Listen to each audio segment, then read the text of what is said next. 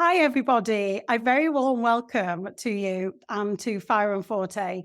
Today's guest is Káti Gapaillard, and I'm so delighted to welcome you. And I do apologize yet again if I pronounced your surname incorrectly. That's perfect. Thank you so much, Hannah. I'm delighted to be here with you. I am really excited. Well, let's start off with a potted history, shall we? It's always the first question in a job interview, and I'm doing exactly the same. Obviously, you're currently the CEO of the Fathering Project, but could you introduce yourself to the audience and maybe a potted history about how you got to where you are today? Sure. I'll try and not be chronological because it might get a bit boring that way. So, I am growth focused. I've always worked in transformation, whether it's in corporate, government, and most recently in the not for profit sector. I have lived, worked, or studied in 20 different countries. So, I understand a little about adaptability, fitting in, and getting along with people of different and diverse cultures.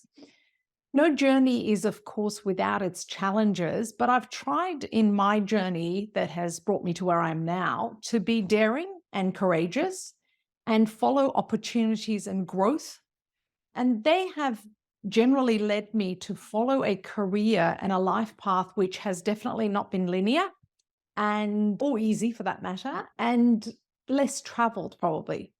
So, I'd like to give you some bullet points of the things that stand out for me that have led me to where I am now. The first one is I've attended school in three different continents. I've worked and lived in Paris for over 10 years. I've done a few university degrees. I've interviewed Hollywood stars and celebrities at the Cannes and other film festivals, people like George Clooney, Kevin Costner, Uma Thurman. I've represented the Australian government and its interests in other countries and at multilateral fora when I worked for the Australian government. And I'm currently working to change harmful societal narratives and with individuals and organizations to create positive social change. I am passionate about supporting vulnerable and marginalized people in our communities and allowing them equal opportunity to all the things that the rest of us have opportunity to. Incredible. And what a way to put all of this experience that you've had to good use. I want to give you accolades for the degrees because that's incredible to have studied not one, not two, but three degrees. And yet, when you mentioned your Hollywood interviews, that really sparked my interest.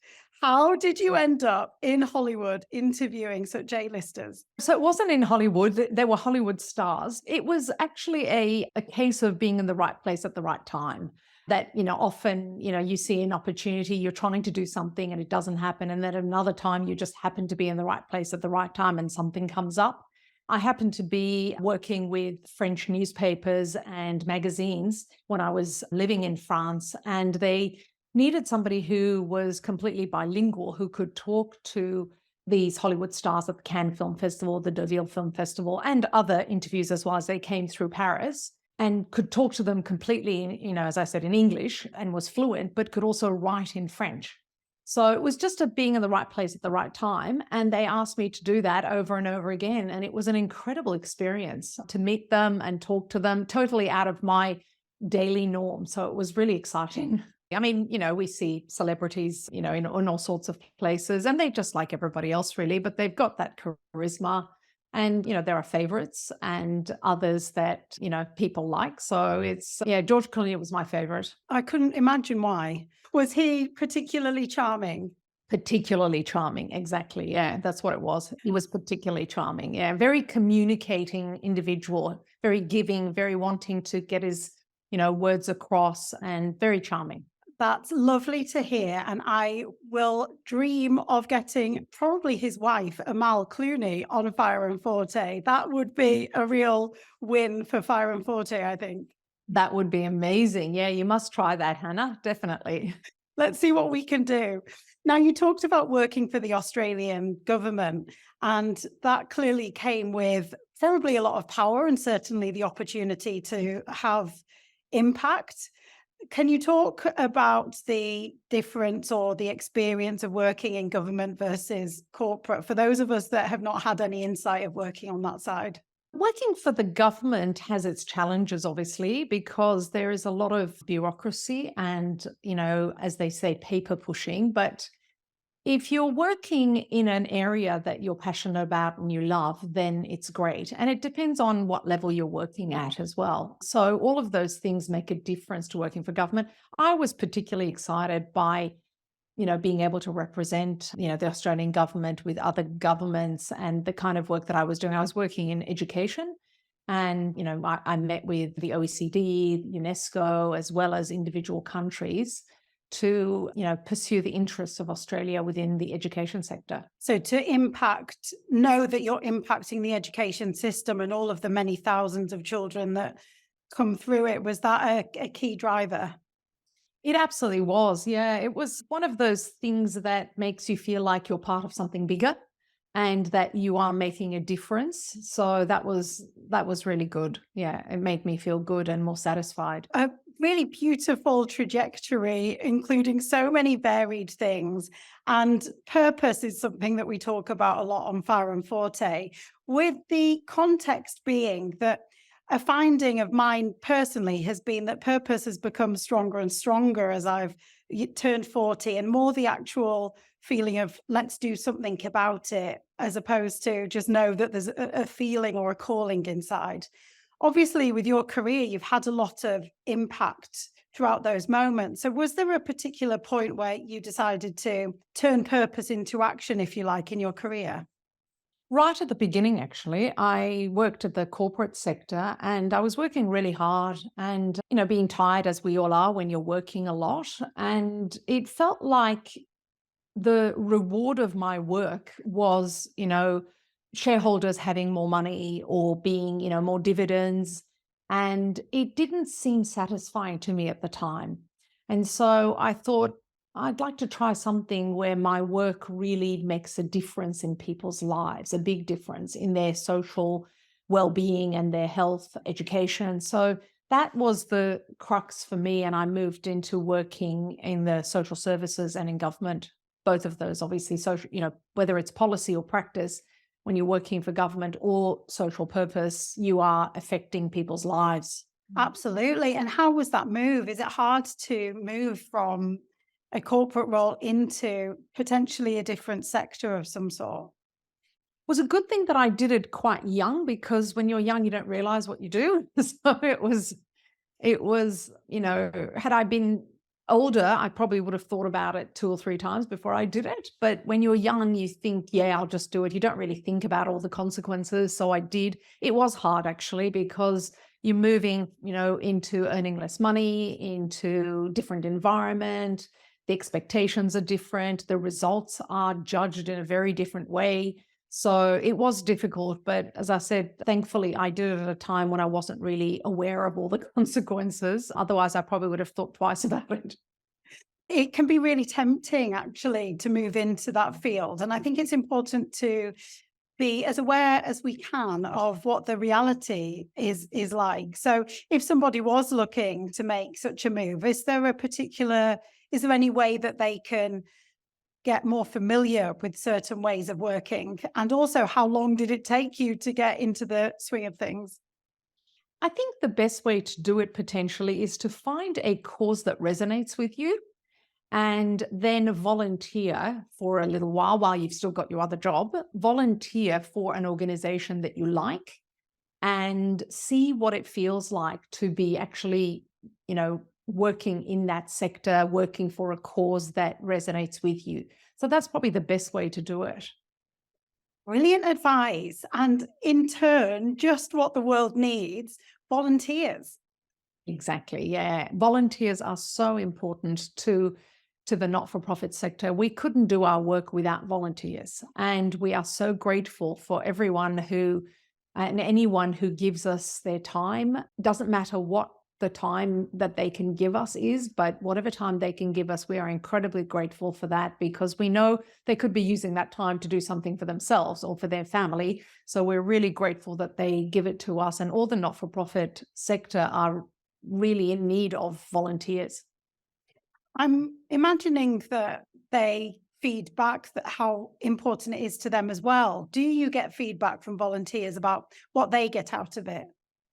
We do actually, and we find that volunteers get more out of it actually than they give in a way, and that we think they get out of it because they get a sense of purpose. They feel like they are part of something bigger, that they are making a difference in somebody's lives when they have been used to, working for a bank or for a corporate where they've been following a different path.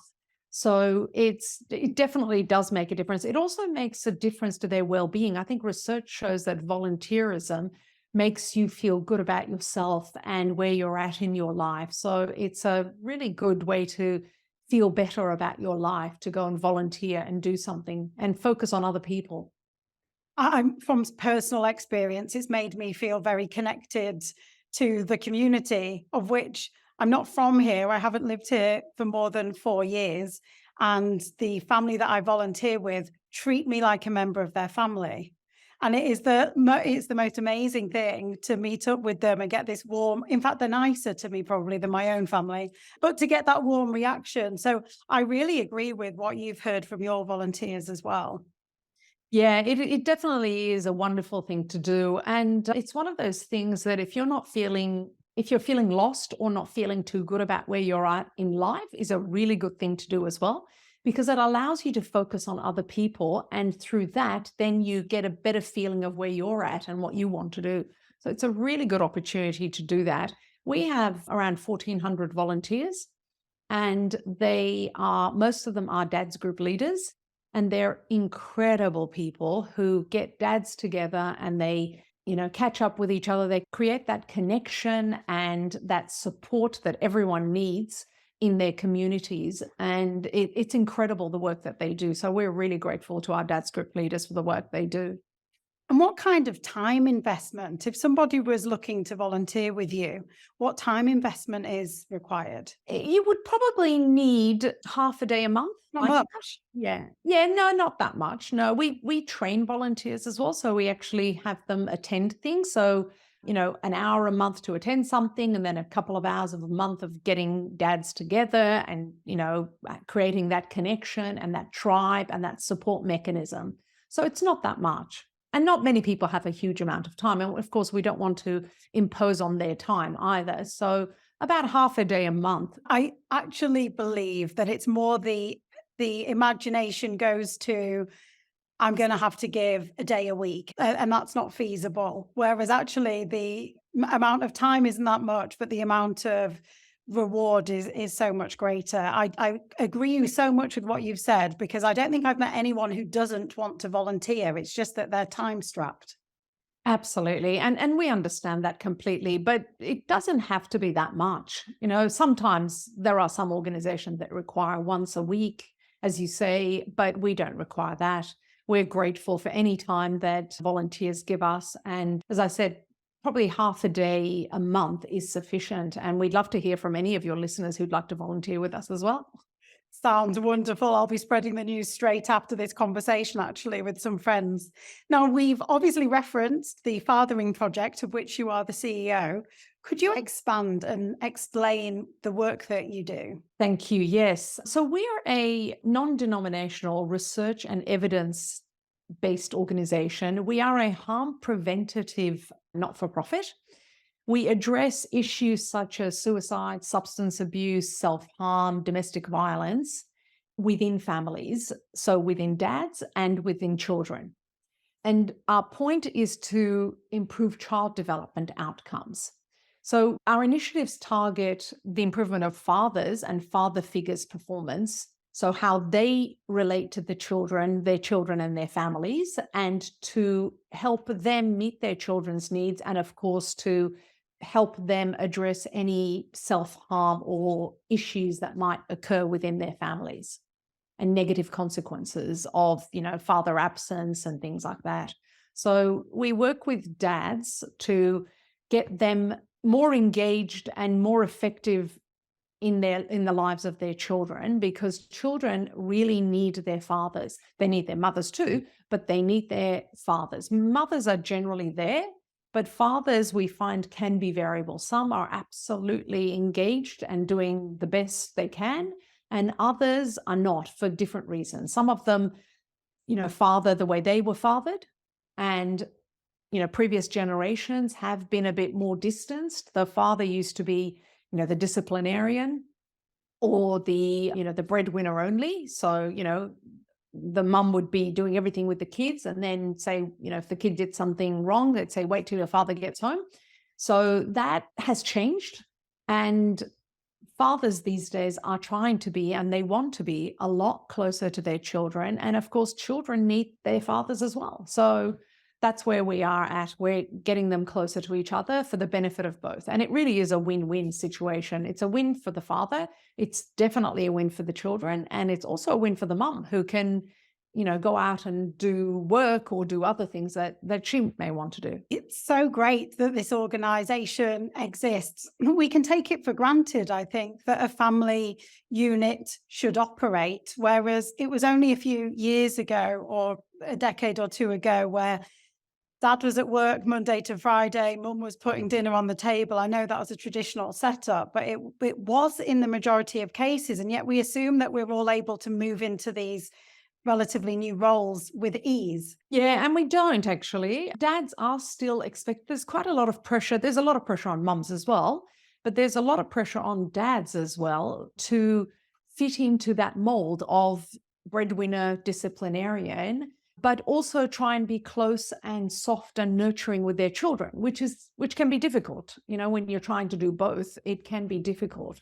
And it's not easy to move or transit into a different way of being and breaking those gender norms, because often mums are very diverse in terms of the tasks that they do. As mums and women, we are multitaskers. We're great at doing things, and we can look after the children and the family and everything, and do everything that's needed.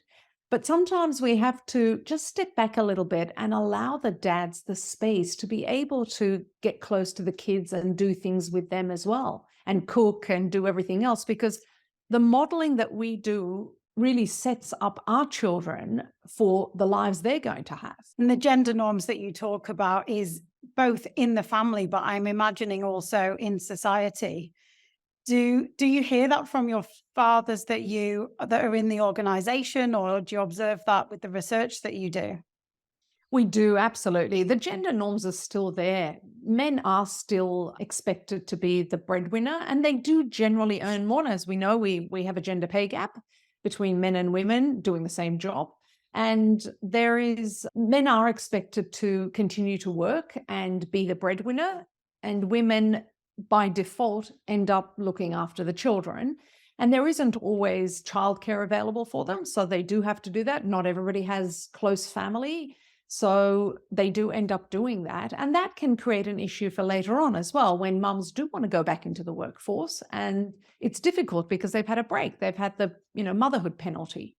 So it does make it difficult for them to go back. But in the same way, dads at the moment really do want to be close to their children, especially their newborns, and, to create that bonding, because that early bonding with your child when they're young sets the pattern for later on in life and the whole journey of fatherhood.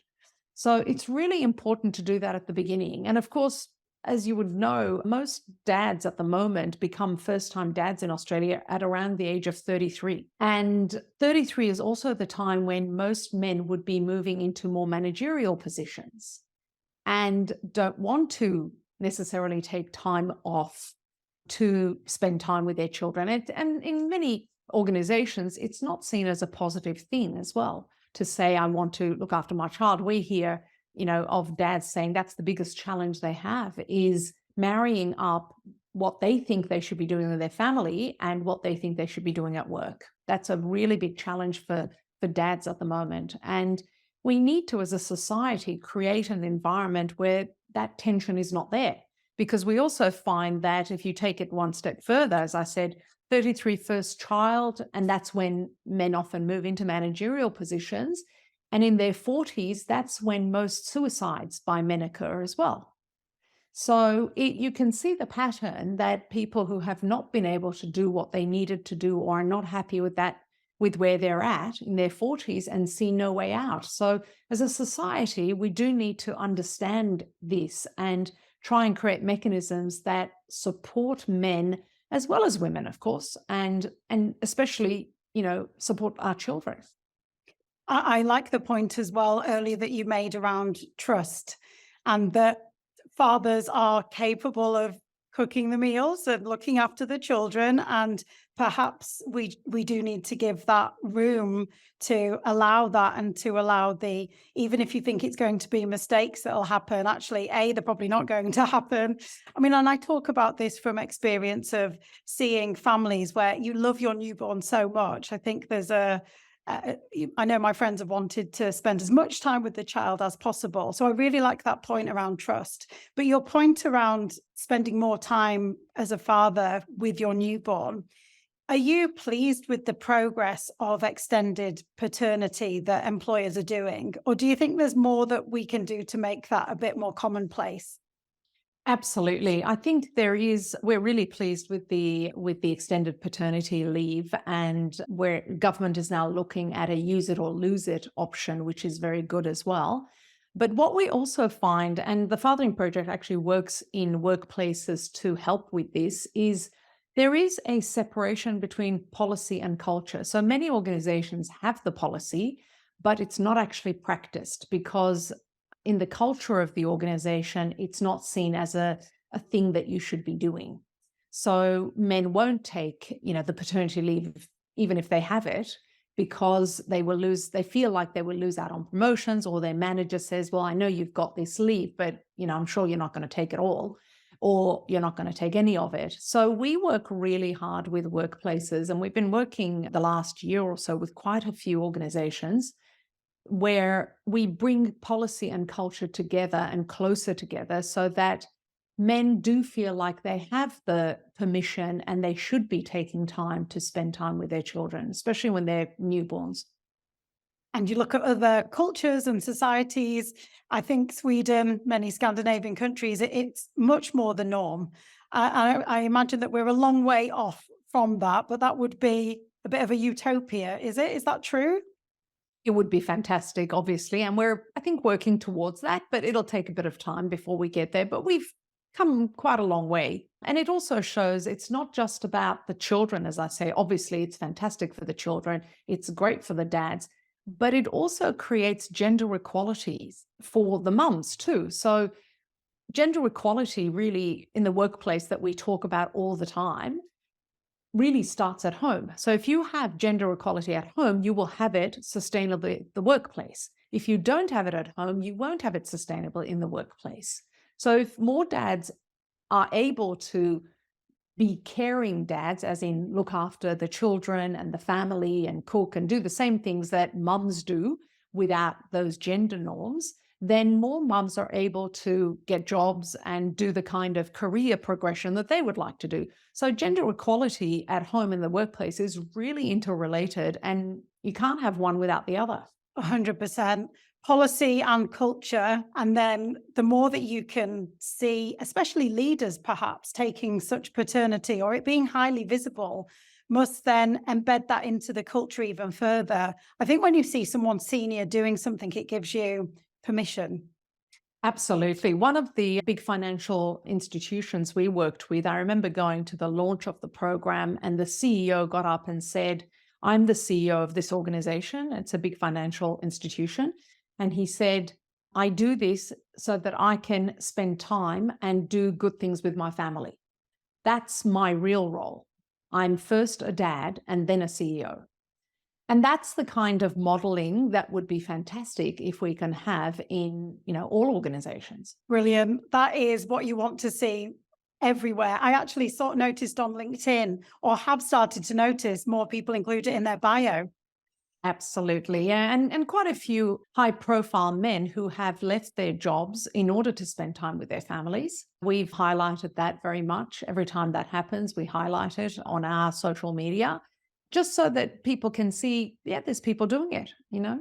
And the more we do that, of course, the more it becomes the norm. And if there isn't someone in your workplace who's doing it, you can see that actually it's not that far afield where people are taking this leave that you're entitled to. That's right. Even very high, high-powered jobs, like the Chief Minister of the Northern Territory, you may remember, stepped out of his role to spend time with his young family. A partner at a very big law firm stepped out of his role to spend time with his family. So there's quite a few who have done that, and it's fantastic. We're not suggesting everyone should do it. Obviously, every person makes decisions that are appropriate for their lives, but it's good to see that it's possible to do.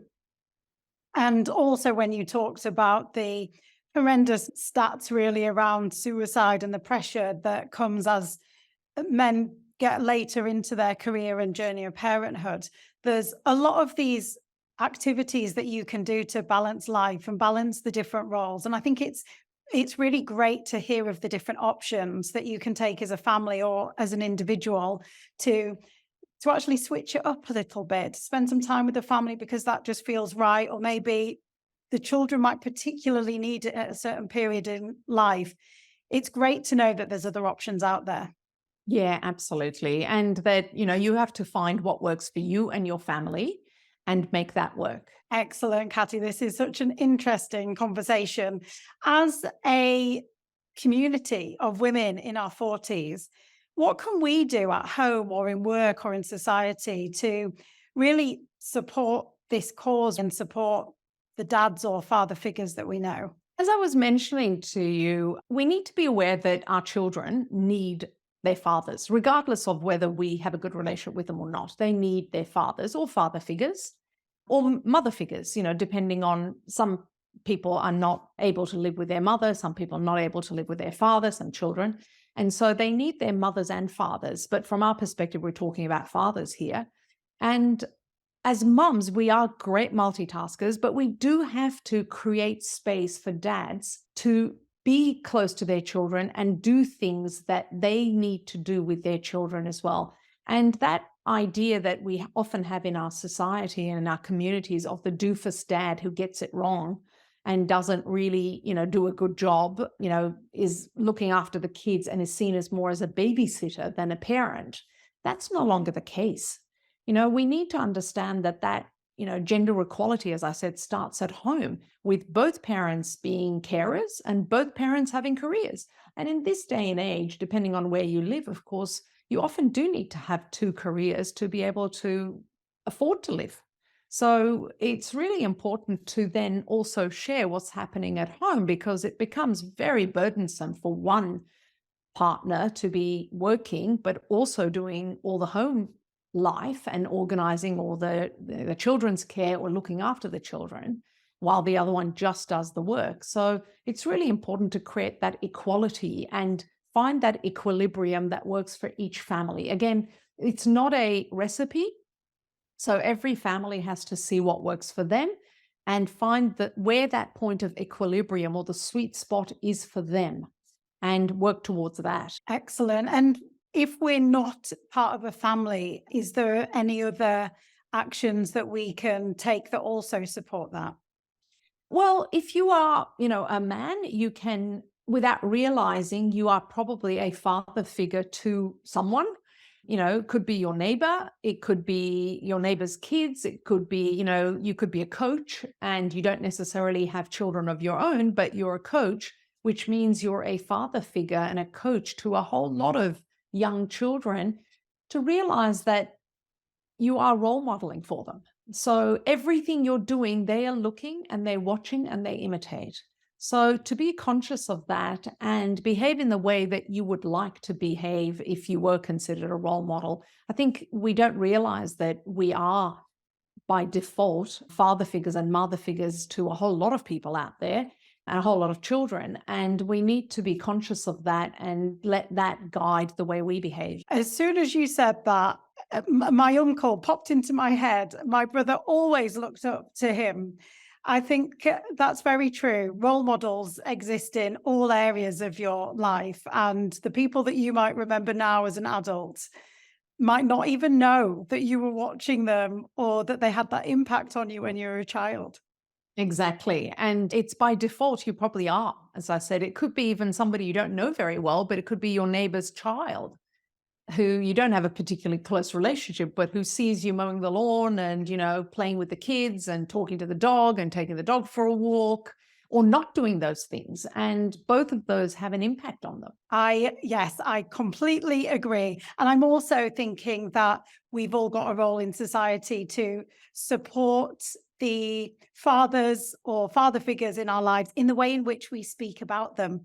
In the way that you said earlier, ensuring that there is never the doofus or rolling of eyes or anything like that, because actually dad can be baking a cake and dad can take the kids off camping and will do just as good a job as a mum. And even though that sounds ridiculous to say it out loud, I think it's still quite ingrained that some of those things are quite new and different for a father potentially to be doing on their own. So I'm really reflecting on my reactions to things to make sure that they're in line with a supportive attitude.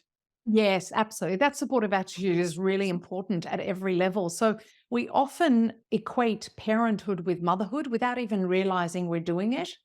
And we have to realize that fathers are 50% of the parent, in fact.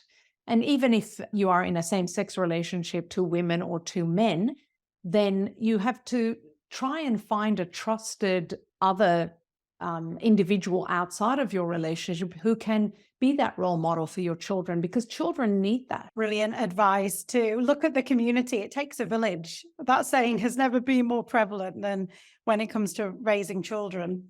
Yes, absolutely. It does take a village.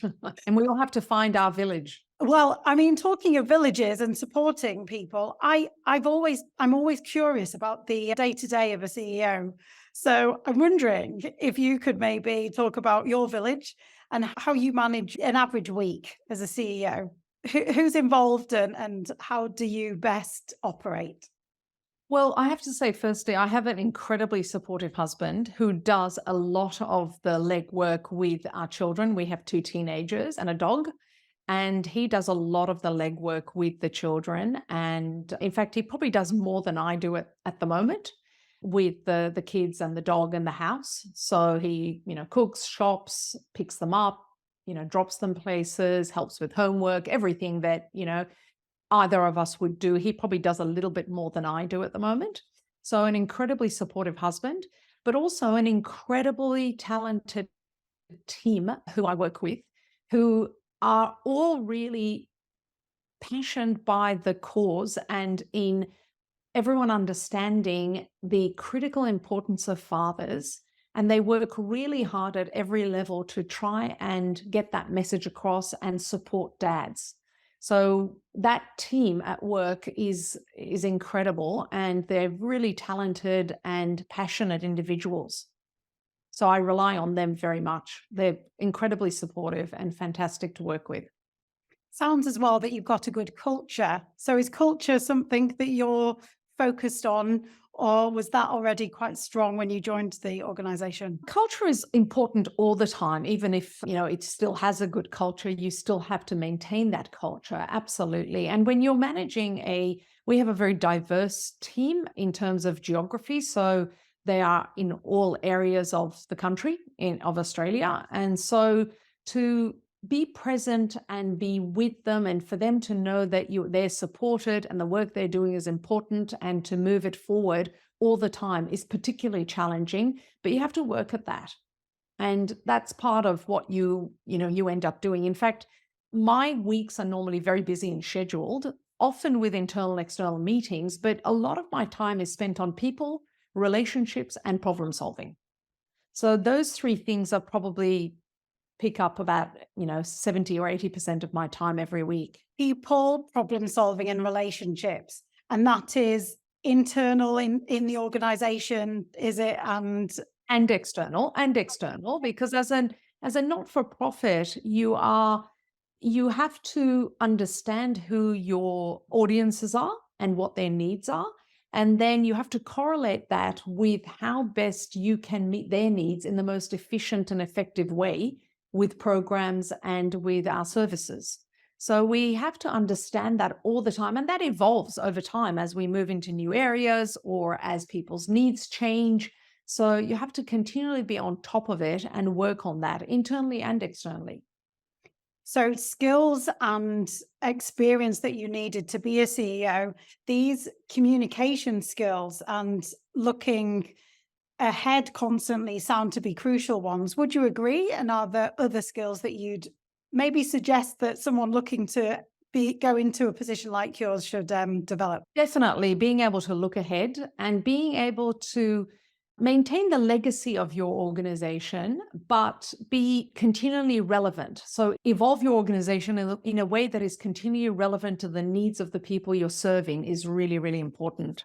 I would say courage is a really important mechanism to have. And I'd say it's two types of courage, especially for women who want to move into this kind of area. So the courage to position yourself for leadership roles and go for them when they come up or the door opens for you. You have to focus on your strengths, your competences, and build and show your confidence in doing that. The other thing in a leadership role is that you have to have the courage to be disliked. I'm sure you're familiar with that phenomenon, the Japanese phenomenon of the courage to be disliked. And that is an important skill because most of us want to be liked. But we have to realize that leadership is not a popularity contest and that respect and likability are two different things. And in fact, in order to lead, you need to be respected. And often decisions you will make will mean that you may be disliked for a short term by a particular, group or person that, the decision affects. So you have to be comfortable with that. So the other two things that I would say that are skills that are really necessary is you have to build yourself a posse of supporters. So the path to leadership and to becoming a better leader is complex at every stage, as you would know, and your listeners would know.